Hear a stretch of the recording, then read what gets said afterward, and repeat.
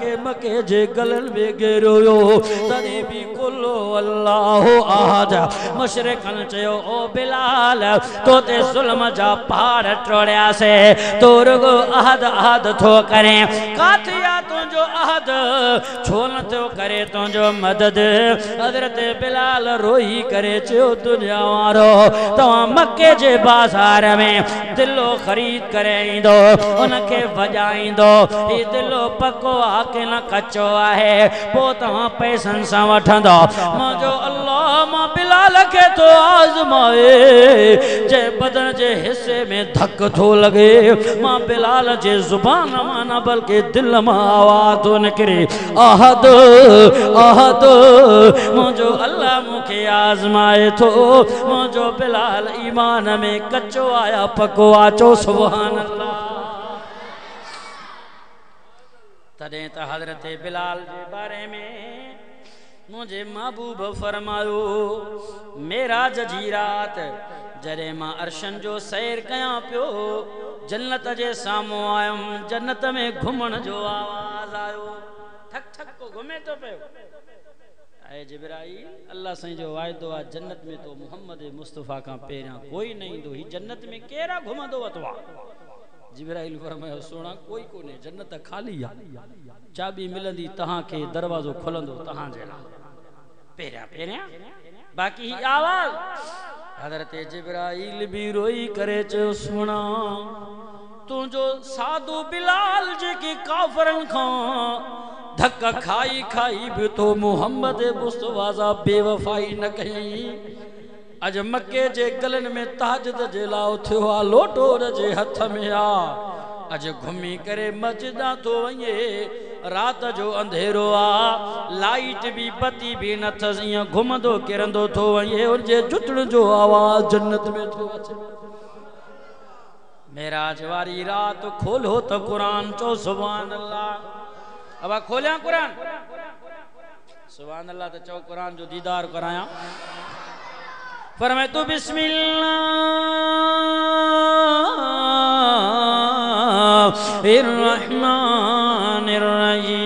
बिस्मिल्लाहिर्रहमानिर्रहीम 15 सिपारा है सूरत जो नालो सूरत बनी इसराइल है मेरा जजीरात है हजरत बिलाल जे जुतन जो आवाज जन्नत में अची रयो है ही केड़ी रात आ मां छा बुधाया पुछो कुरान खां फरमाए तू सुबहानल्लज़ी असरा बि अब्दी लैलम मिनल मस्जिदिल हराम इलल मस्जिदिल अक़सल्लज़ी बारकना हौलहु लिनुरियहु मिन आयातिना इन्नहु हुवस समीउल बसीर चो सुभान अल्लाह खोलियो पयो पुछो कुरान का फरमाए त मेरा जजीरात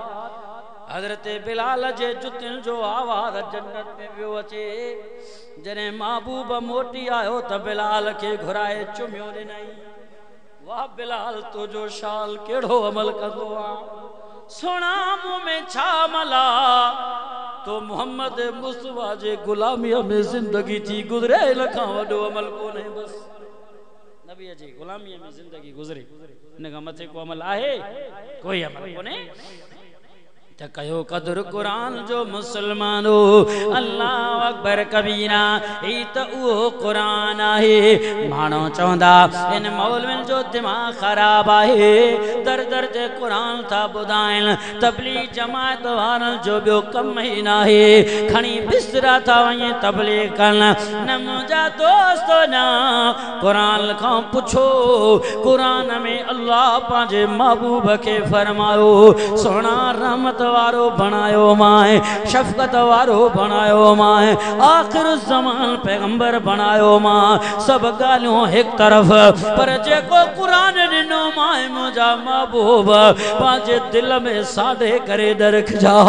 दर दर कुरान बुधाई जा। वदन के नंदन के जवानन के पोढ़न के मर्द औरतन के पूरी दुनिया में कुरान बयान कर। खोल कुरान चो सुभान अल्लाह, दादा तो चो सुभान अल्लाह। पर मैं तो बिस्मिल्लाहिर्रहमानिर्रहीम छियों से पारा है सूरज नालो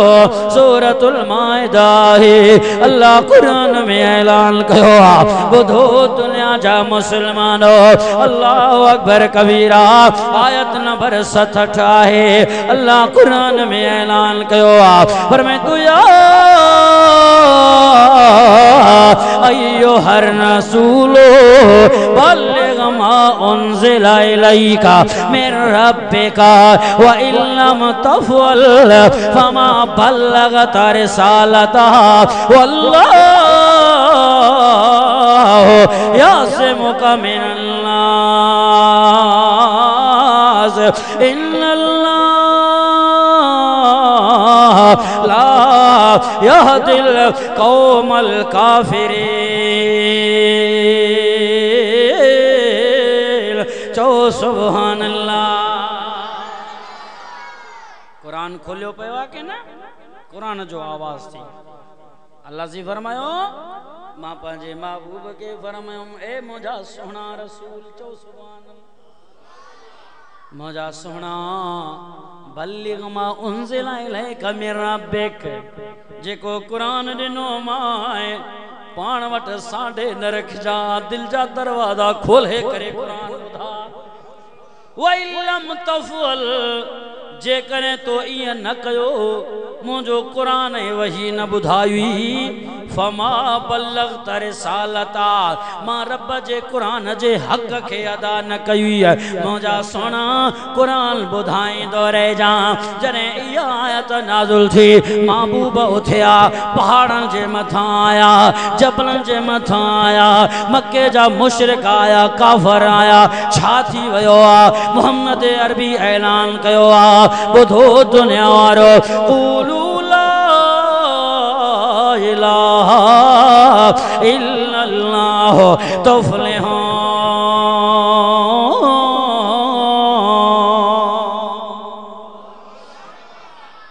कुरान बुधो तौहीद बुधो अल्लाह के लो ला इलाहा इल्लल्लाह कोई मुश्किल कुशा ना है मगर अल्लाह। ला इलाहा इल्लल्लाह कोई दाता दस्तगीर नाए कोई कारसाज नाए आलिमुल गैब मगर अल्लाह। जियां मुझे महबूबा ऐलान कयो इयां तौहीद कुरान बुधाया मक्के जा मुशरिक काफर भजन लगा इयां बगा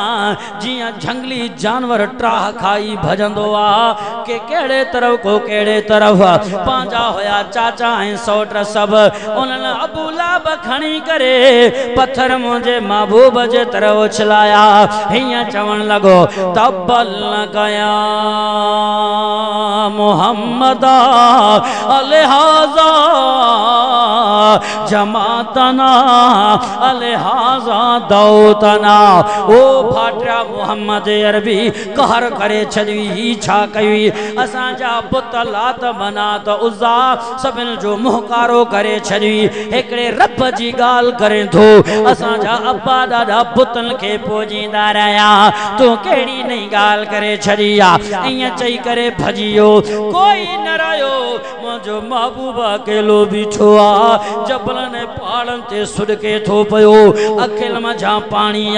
दाढ़ी मुबारक तर थी वई गिरेबान मुबारक में अचिया गुढ़ा। अल्लाह फरमायो जिब्राइल जी मुझा रब्बे जलील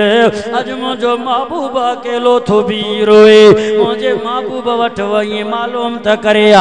नबी से फरमायो अल्लाह तुझो कुरान भी बुधायो वाइज़ नसीहत भी कयो पर आया त ठाया अल्लाह पांजा भी भजिया पांजन भी दुखायो पत्थरों हया अकेलो आया अल्लाह कत्ल जो धमकियों देया जेल जी गाल करे अल्लाह मुल्क बदर जी गाल करे अल्लाह फरमायो मुझा दिलबर नबी रोना तुझे दुखन जो मुखे खबर तुझे तकलीफन जो मुखे खबर है सोना ये न समझ जा मां रब के खबर ना है खोल कुरान चो सुभान अल्लाह फरमाए तू बिस्मिल्लाह रहमानिर रहीम अल्लाह अकबर कबीरा ना से पारा है सूरत जो नालो सूरतुल अनफाल है आयत नंबर 3 हुआ है अल्लाह कुरान में ऐलान कयो बुधो दुनिया जा मुसलमान फरमाए तू वैज़ यमकुरु बिकल्लज़ीना कफरू लयुस्बितुका औ यक़तुलुका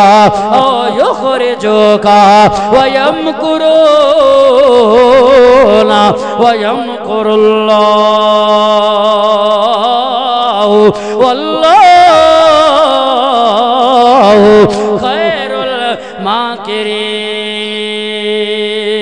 कुरान थी जो सुभान अल्लाह कुरान खोलियो पियो आहे के ना कुरान चो बर किताब सच्चो किताब कुरान का सवा को चारो आहे असां जो कम कुरान बुधाइण मनराइण रब जो कम बाकी मौलवी आलिम कुरान बुधाए था सघन लच्छू हणी कोन था सघन को मने चाहे न मने हिदायत मुझे मौला जे हथ में तरे जी साडा कम है कुरान सुनावण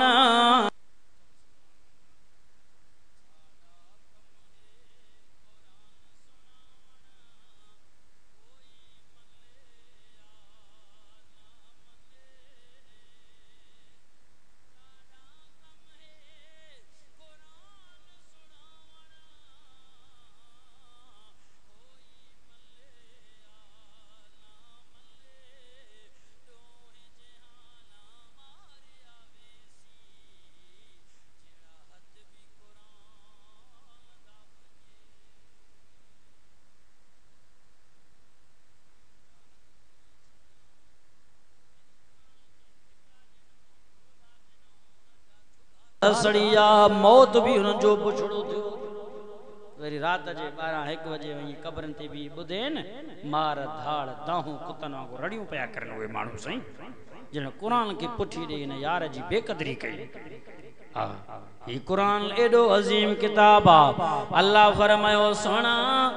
तो सा विढ़ण जूं गालियूं धमकियूं कतल जूं पथराव कयूं तो ते तू चवे तो त मां अकेलो न मुझा दिलबर नबीना कोई दुकान जो रखवालो कोई माल ढोर जो रखवालो कोई देर ने बनी बारन जो रखवालो कोई मच्छी फार्म जो चौकीदार है सोना तो जड़ो हजीम हस्ती अजीम हस्ती किया तो चवे तो त मां अकेलो वल्लाहु यअसिमुका मिनन्नास तो जो निगहबान मां अल्लाह चो सुभान अल्लाह नबी जो मुहाफिज केरा तो दुकानन जो मुहाफिज कोई माल ढोर जो मुहाफिज लठ खणी पयो जागे चोरन खां को मच्छी जे फार्म जो मुहाफिजा कोई दुकानन के बब्बे ताला हणी तरी भी चौकीदार पयो घूमे के ना सोना पूरी दुनिया के माला तो मोहम्मद मुस्तफा जे करे खलकियो बाकी तू जो कोई मुहाफिज न हुजे की थी सके तो मां अल्लाह तो जो निगहबान आया बस कौम न कर वाओ न कर परेशान न थी वल्लाहु यअसिमुका मिनन्नास तो जो अल्लाह तो के बचाई दो माण्हुनि जे तकलीफ़ खां बाकी ये ज़ोर लगाए इन्हनि जो खालियूं ॻाल्हियूं थी मुंहिंजा सुहिणा करे कुझु न सघंदई छो त करे तॾहिं को सघे थो जॾहिं मां अल्लाह चाहियां जॾहिं मां रब चाहियां ई नथो इहे तकलीफ़ ॾेई न सघंदा इहे त मुंहिंजे हथ जा पैदा थियल कटपुतली थी कटपुतली जॾहिं इन्हनि जो जान पंहिंजे वस में न आहे इहे तोखे कीअं तकलीफ़ ॾींदा सोना रो न महबूब परेशान न थी बल्कि बल्लिग मां उनज़िला इलैका मिर रब्बिक कुरान पहुंचाईंदो रह जा व इल्लम तफअल फमा बल्लगत रिसालता जे करे कुरान न पहुंचाई मुंहिंजो हक कुरान जो अदा न कई अल्लाह मां त कुरान तो ॿुधाया ही त मननी नथा मुके जा मुशरिक काफिर गरजी करे आया ओ मोहम्मद अरबी नबी सल्लल्लाहु अलैहि वसल्लम ने बाहर निकलिया घर का बाबा छाए खैर काहे क्यों मोहम्मद अरबी हाने गाल ॿुध सुबह शाम कुरान ॿुधाए तो तौहीद जी गाल करें तो हाने असां हिकड़ी गाल खणी आया या त ही कुरान मटा ॿियो को किताब आण हिन में सख्त गालियूं आहिनि तौहीदा ॿी का गाल हुजे हिन में नरम असां भी मनियूं या त माज़अल्लाह ही कुरान सचो किताब ही न है मक्के जे मुशरिकन चयो काफरन चयो सरदारन चयो गरजी करे आया छो बाबा जो असां जी चैलेंज आ अल्लाह के जे करे ही सच्चो कुरान अल्लाह जो किताब आ त वो अल्लाह असां ते पत्थरन जो मींहुं असां या वो अल्लाह असां के अजाब करे मारे पो असां जडे मरी वेंदो मनंदो कीअं बजा अब मनींदो वो पढ़ंदो वो अमल वो कंदो जेको जीरो रहे न एड़ा चरिया चट होया अल्लाह पत्थरन जो मींहुं वसाए या अजाब करे पो मनींदासीं जडे बचंदो त न धूड़ पो अमल कंदो कुरान सच्चो किताब ना आहे तो वो पत्थरन जो मींहुं वसे हाणे इया चई करे हल्या विया मुंहिंजो महबूब कुंड वठी करे थोरोए अल्लाह इन जो छा थींदो हाणे हाणे त ॼाण अज़ाब आयो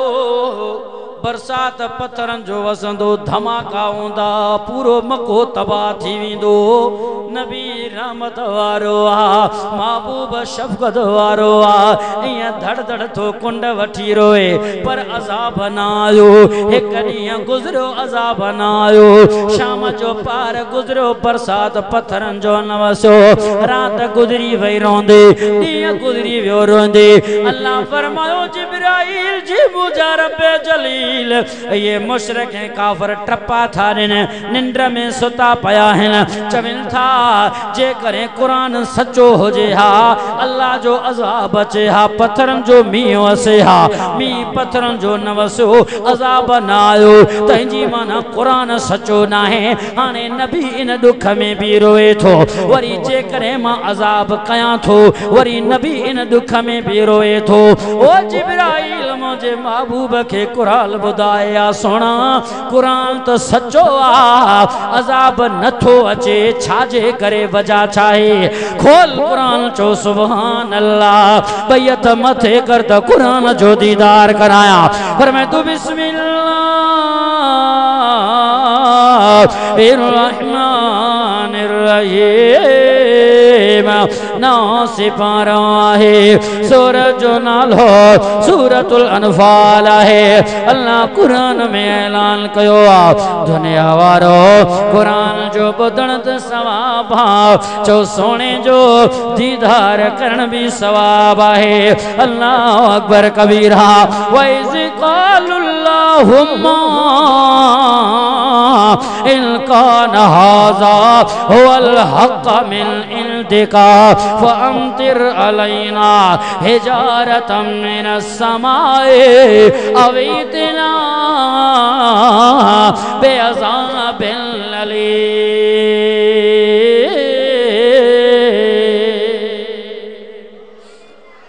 कुरान आ कुरान जे ॿुधण में पढ़ण में केतरे कदर न शीरी आ माखीअ खां वधीक मिठो आ कुरान माण्हू चवंदा इहो कीअं जे करे माखीअ जे शीशे जे बुझीअ के बंद करे रखी छड़ेस अलमाड़ीअ में 4-5 साल बाद में खोलींदी माखीअ जो ज़ाइको मिटजी वेंदो चेंज थी वेंदो यार 5 साल पयो हो पुराणी माखी आ के न पर कुरान के 1500 साल गुजरिया अज भी मोमिन बुधंदो आ रोईंदो आ चो सुभान अल्लाह। 4-5 साल जे करे माकीअ खे रखी करे वरी ॾिसंदे ज़ाइको मटाए वञे कुरान जो शीरी अज भी आ जड़ कुरान हींअर थो नाज़िल थे बस तने ची कुरान तो है नूरानी शीशा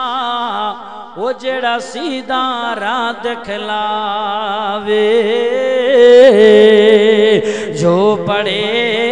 और अमल करे वो जन्नत जगह पावे कदर कुरान दे इकी जानने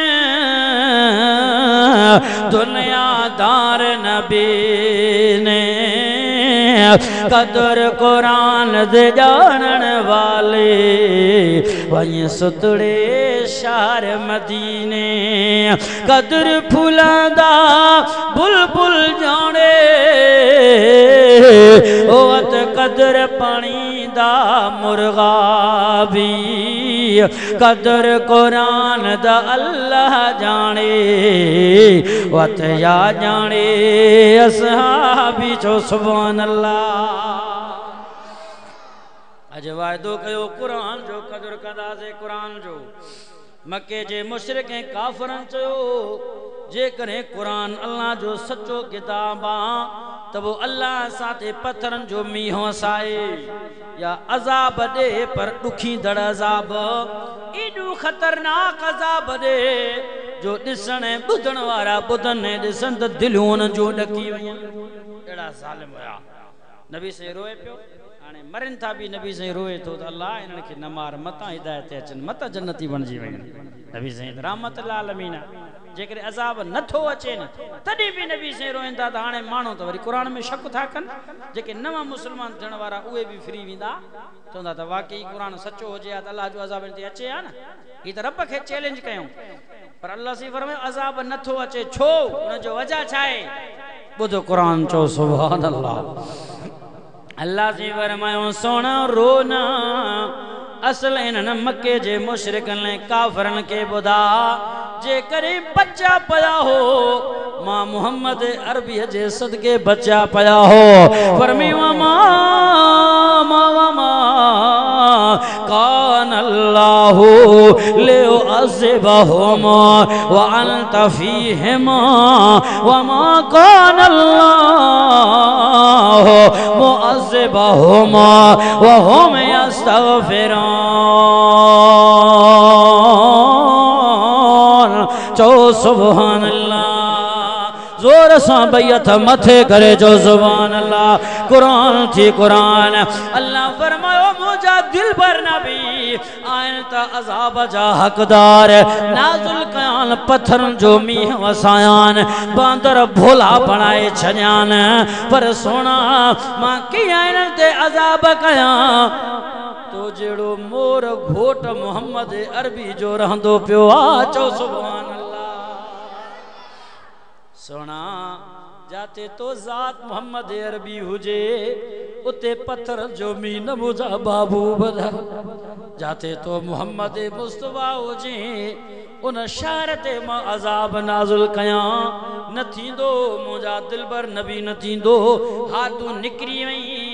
मक्के जे पहाड़न में हलो वई रात जो धमाका ॿुधंदे सुबुह जो मुशरिक काफ़रन जा लाशन जा ढेर ॾिसंदे नबी रहमत वारो नबी आ कीअं निकरे रोई पिया अल्लाह ये न कर अल्लाह इनके अज़ाब न कर रब मता हिदायत अचल मता मुसलबाल थिन अल्लाह फरमायो सोना पर बुधा मक्के जे मुशरिकन के बुधा मोतबर न थियो मुहांडरा न थियो वात पटे करे न खेलो अज़ाब न आयो त कुरान बरक न आहे कुरान बरहका अज़ाब न आयो त मोहम्मद मुस्तफा जे ज़ात जे करे न आयो बस सुभान अल्लाह। बाकी सोना एतरो जो रोए तो पान के दुख में परेशान करें तो एतरो भी दुख न कर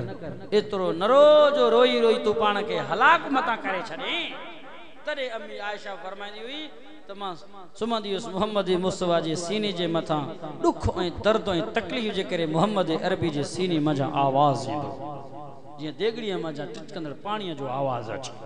एतरी कदर दुख ऐं दर्द ऐं तकलीफ़ मुझे महबूब जे सीने में तई मुशरिक काफर मेणा मयारियूं ताना आणी कुरान के कुरान नथा समझन नबी के नबी नथा समझन मुर्तद ऐं काफर ऐं मुशरिक थी करे मरन था दोज़खी थिन था जन्नती छो नथा थिन छो नथा अचन कुरान हक राह रास्ते ते मौजज़ा भी वडा वडा ॾिसन था तॾहिं नबी रोए पियो अल्लाह सी कुरान में फरमायो सोना रोना खोल कुरान चो सुभान अल्लाह कि अल्लाह पांजे महबूब के